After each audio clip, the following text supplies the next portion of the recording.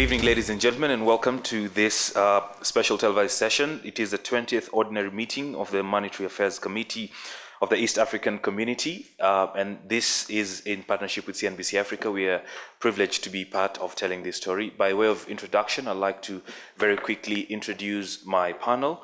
From my extreme left, and this is a panel that has a lady, so we've met the gender balance threshold. I'd like to introduce the Honorable Jessica Erio, who is the Deputy Secretary General in charge of productive and social sectors at the EAC. Next to her, we have Jean Chiza, who is the Governor for the Bank de République du Burundi. I got that right? Next to him, the Honorable John Rwagombwa, who is the Governor for the National Bank of Rwanda.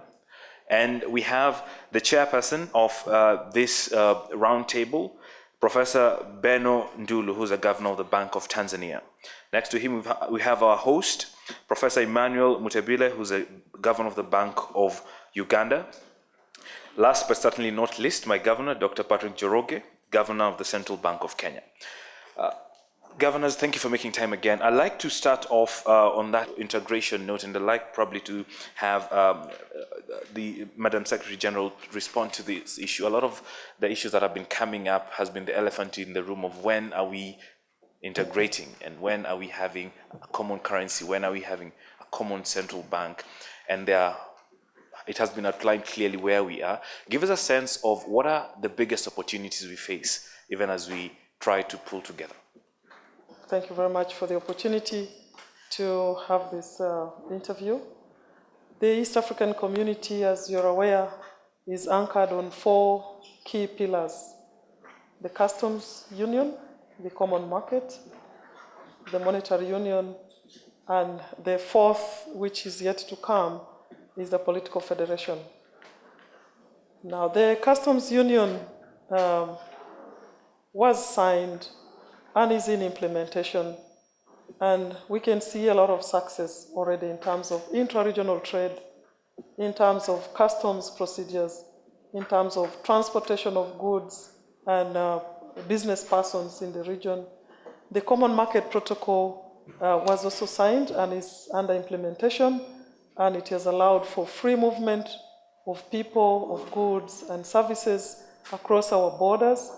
We know that there are still a few challenges there, but for sure there is a lot that has been achieved. Now, the discussion is to fasten this process through the monetary union. The monetary union protocol was signed, and 10 years roadmap was put in place, but out of that, we have a number of activities that are already ongoing, including harmonization of the fiscal policies and identifying the key institutions that are prerequisite to the single currency. And these, a lot of discussions have taken place in how we will have these institutions in place. The legal regimes to ensure these institutions are established are also under preparation. And I'm very happy that the Monetary Affairs Committee, composed of the governors of the central banks, are very keen on this aspect. And so all this will enable the East African integration process to continue. We are looking also at the macroeconomic convergence to ensure that our currencies are working together, our inflation rates, and reading the budgets, and all these are done in consultation to make sure that our economies are actually supporting each other. Thank you. Let me just bring in the chair. Governor Ndulu, she's mentioned the point of integrating the monetary management across the region. What are some of the challenges you're facing in this? And one of the issues has been probably the components of the CPI, for example, in the different countries are all different, and that may be giving us different pictures. What are some of the challenges you're facing towards this? In arriving at a common, if you want, monetary policy framework, there are 2 or 3 things that are fundamental.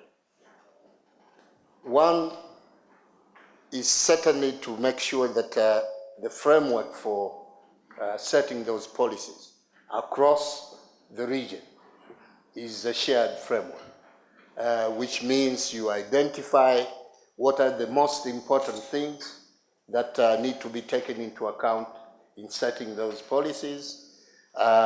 You have to harmonize the data that is being used in order to make measurements of the same phenomenon across the countries. So there is re-harmonization of statistics as part of the building blocks.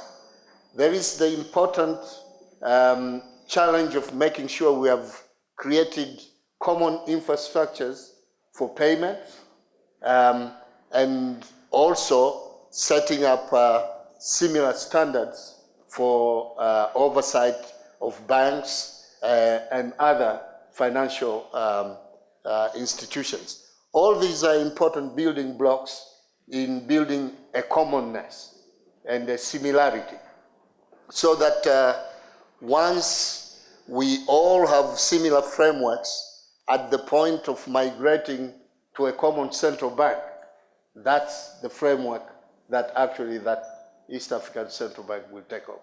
I've seen Governor Rongomba nodding and agreeing, and I'd just like to bring him in the conversation. And we keep talking about this unity, and people have raised that issue of why is it such a big deal right now? Have we fully understood the opportunities of a fully integrated monetary management system? Yeah, I think we, as my colleagues have already said, you wouldn't take that in isolation. This is part of the big story we want to write as East African partner states, integrating our countries into mainly one economic bloc. So the meaning of a monetary union would really be built on the first two components of the customs union and the common market. So what we are trying to do is to build an economy that is much bigger than our small economies within our individual countries. And this bigger economy, East African economy, will be able to attract bigger investments, and therefore will expedite our economic development agenda as a region. So attracting capital, increasing trade between ourselves first, but also trade between ourselves and the rest of the world. So it's key. We can't really succeed in developing our economies if we remain fragmented as we are. So this is removing all the fragmentations and having one big block that can attract investment and increase economic prosperity in a shorter time than we would have done if we did it independently as countries. Right. Governor Njoroge, we keep talking about, and one of the issues that have come even as we consider having that integration are there small bits and pieces that we need to coordinate and pull together. And one of the issues that probably hasn't been fully appreciated has been the currency depreciation pressures that we do face and how that is translated to the masses, because these are market perception issues. And you've spoken strongly, especially for the Kenyan case, about having the right kind of information and data going out. Give us a sense of how we've done as a region as far as currency depreciation and as far as sending sentiments to the market. Thank you. First, I think it's important to make the point that we are harmonizing, and we've actually made substantial progress in this in the way we look at our currencies.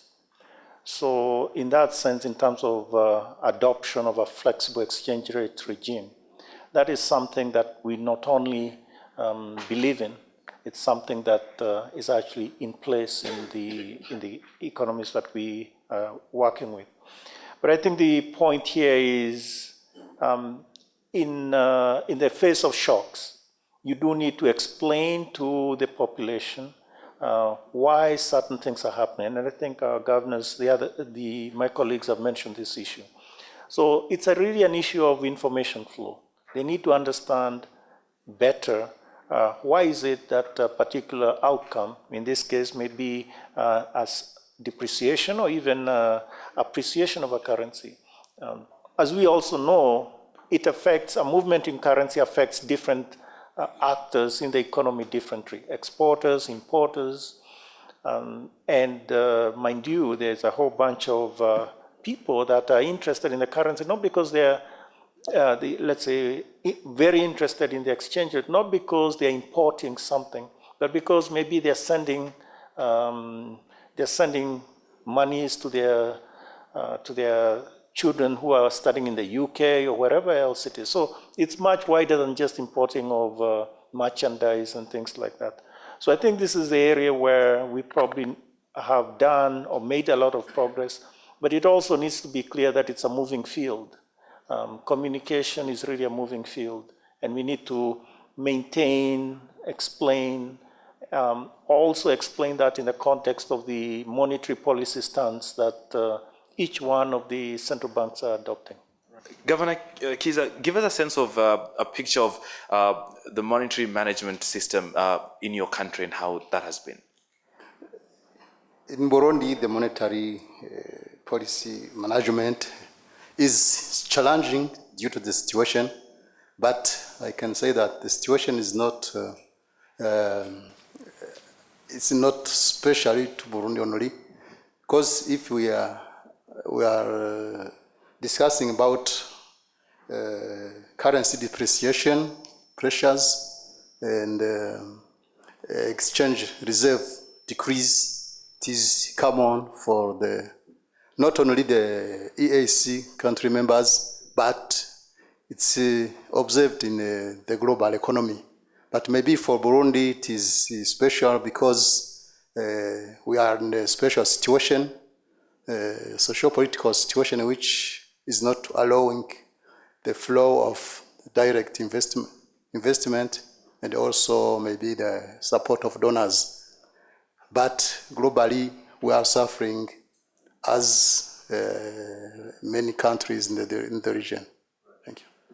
I'd like to, Mr. Chair, move the conversation to some of the challenges that the region faces. And one of the issue that brought to test was the recent Brexit situation, and there's a lot of positive, affirmative messages coming from most of your officers saying we will put everything in place to ensure that we maintain stability. So Brexit was one of the things. But even as we talk about fully integrated systems, there are issues like conflict in the region and other global geopolitical issues.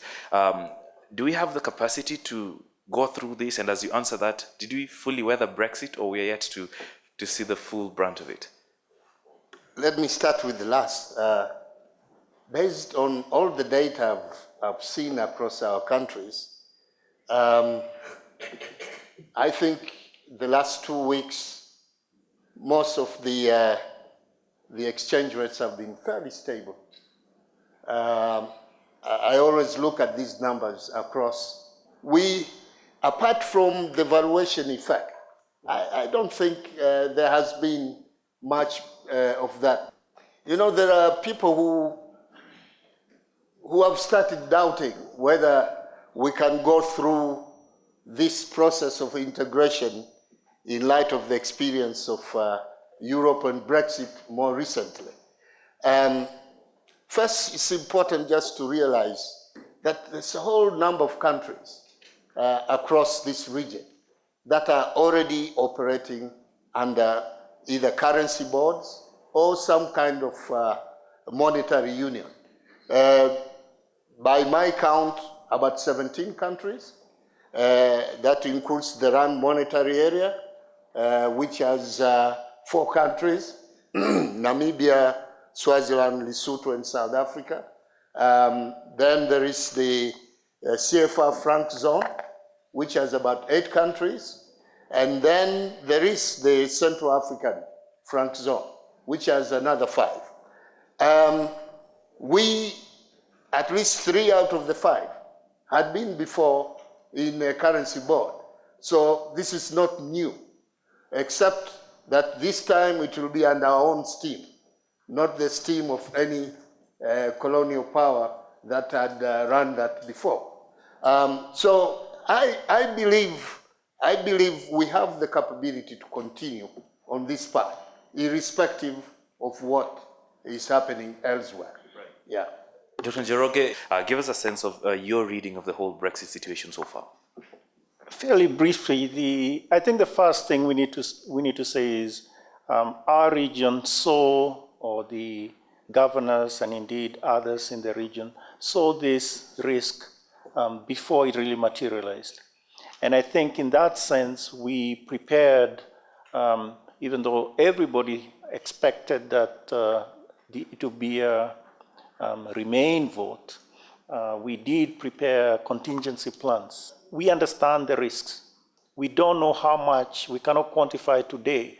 As the reality unfolds, we can adjust to that. I would want to underscore that actually the interesting part here is that the EAC central banks did have buffers. And they still have plenty of buffers. Even as in the communique, we mentioned that we hope to increase our reserves, our foreign reserves. The point is, we do have plenty of reserves to take care of business if it came to that. And of course, the issue of coordination, which is always the case. And obviously, hoping, and not just hoping, there has been announcements out in the advanced economies about the actions, and these are not just by central banks, but also by the fiscal authorities. So all this we hope will be a risk that we see, but in the end of it, we hope that it will be something that will be much smaller. Right. I'd like to move this conversation forward, and probably this question directed to Governor Rongombo. And your government has been the poster child of everything possible in the African continent. But if you look at what your role is as central bank governors, for a long time we've seen this across the different economies, that Treasury always seems to have a very expansionary fiscal policy. And after the second week of June, everyone is wondering, where is this money going to come from? And on the other hand, we see the central bank with a very contractionary monetary policy, most of the cases. Give us a sense of, are we ever going to see a better relationship between these marriage partners, if it may? I think we can be a good example of a relationship between the two authorities, between the monetary and fiscal authority. I think maybe in Rwanda we've had a good coordination between our policies. But even when you look across the region, as you said, by second week of June each year, we have the budget read out, and I think what would worry anybody is the financing part, the borrowing part within this budget. And I think most of our countries, while we have pressures on investment in infrastructure, we've really tried to contain the fiscal deficit we allow within our budget. Let's talk about the borrowing. Who checks what? Because it's very easy for Treasury or for the executive of a country to say, hey, we have all these things that we want to achieve, so we need to borrow. But then again, someone has to take up that cost and someone has to take up that pressure. It may not squarely fall in your mandate as governors, but it will be interesting to hear your thoughts about. No, I think in our case, we have what we call the Debt Management Committee. Right. And this has the Treasury, Minister of Finance officials and central bank officials. And every year, we do a debt sustainability analysis before we agree on the numbers that the government is going to borrow. What is the Burundian experience as far as borrowing is concerned? Because in Nairobi, we get headlines every day about, can we sustain this borrowing? And Madam Secretary, you'll also weigh in on this, please. Thank you. Maybe in Burundi we have a great barrier because we have not a financial market. We're developed, we're just in the beginning. And that's why the borrowings is just restricted in the Burundi area.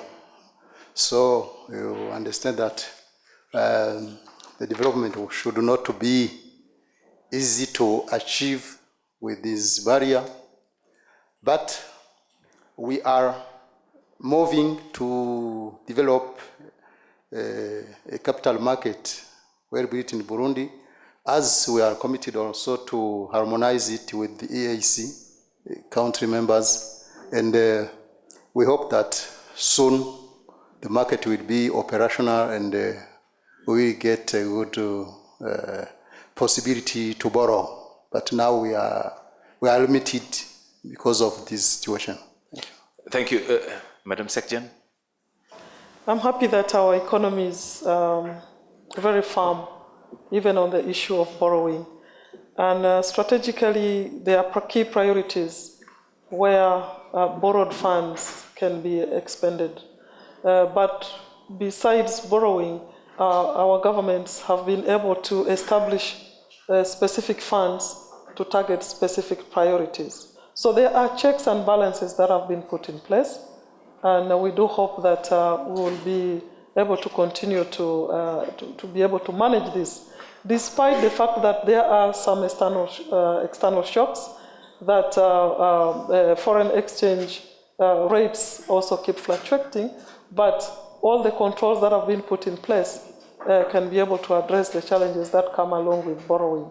Right. And of course, there are issues of corruption that are still there, but our governments are also putting in place all the measures to ensure that we address corruption to the level that doesn't affect our paying back of what is borrowed.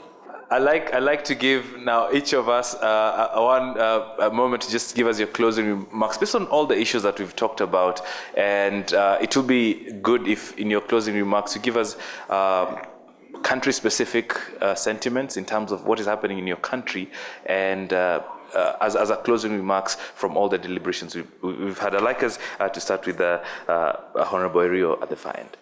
First of all, I would like to applaud the leadership of our heads of state, our Council of Ministers, and the governors of our central bank in guiding us in the key strategic directions that we have to take. We are very happy to be the youngest yet the fastest growing regional economic community in Africa, and that gives us confidence. And our integration process is people-centered. So in everything that we do, we look back at how beneficial whatever step we take is to our population.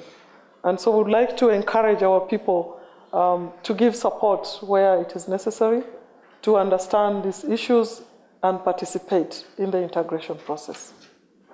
Governor Kiza? For Burundi, we are committed to support this community, and we hope, but we are sure that we will succeed, and we will benefit very much from the community. As you know, Burundi is a landlocked country, and we have to access to the sea, and we can only do it through this community. And as Central Bank, we are committed to do all what is in our capacity just to move to the target of the monetary union. Thank you. Thank you. Yeah, thank you. I think the questions raised here about the challenges, the global challenges, Brexit and all that, and the questions whether that wouldn't make us think twice whether we continue with the integration agenda. I think, to us, we think, if anything, the integration agenda should be the solution to these challenges, because we can face and deal with the challenges as one big economic bloc than small economies within our country. So we think that the roadmap we are in, the route we've taken is right, and we are committed to continue that way. Thank you. Governor Ndulu? I think the Tanzanian part of expression of commitment, I think, remains firm, that we wish to continue on this path towards monetary union and a much more integrated East African economy, both to gain scale and also to benefit from coordination across the region. And finally, I think we all rush towards middle income status and try to exit from concessional borrowing. I think it is important that our mix of debt continues to have a significant portion in concessional borrowing, because debt is always something that can undo an economy. So I wanted just to make sure I've said that, notwithstanding the fact that we are very well positioned right now, even Tanzania for that matter. Thank you. Governor Mutebile? I think in Uganda we are very lucky that we have, for over 15 years, run a fully flexible, market-determined exchange rate. And this has released us from a lot of bonds, a lot of bondages. And I hope that even after I've gone, they will continue to pursue a flexible market-determined exchange rate, because this is the only way you can be sure that the East African community will be based on a stable principle. Thank you. Thank you. Governor Njoroge, take us home. Thank you very much. I would like first to acknowledge and with deep appreciation the work that has been done by the teams that have been working not just through this meeting or through this marked meeting of the week, but actually right through the years.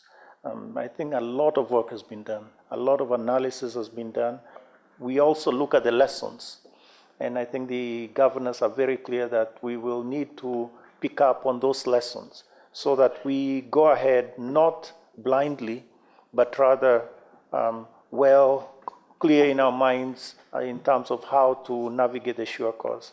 We'll maintain this course, and at the end of it, it is not just about achieving something on paper, it's actually achieving it in reality so that we can actually benefit, our population can benefit from the monetary integration and indeed the integration of our economies. Thank you. Thank you very much, Governor Njoroge. You have been watching a special CNBC Africa coverage of the 20th Ordinary Meeting of the Monetary Affairs Committee of the East African Committee. I'd like to give a special thanks to my esteemed panelists. A special thanks to the Bank of Uganda. My name is Bonney Tunya. Thank you for watching.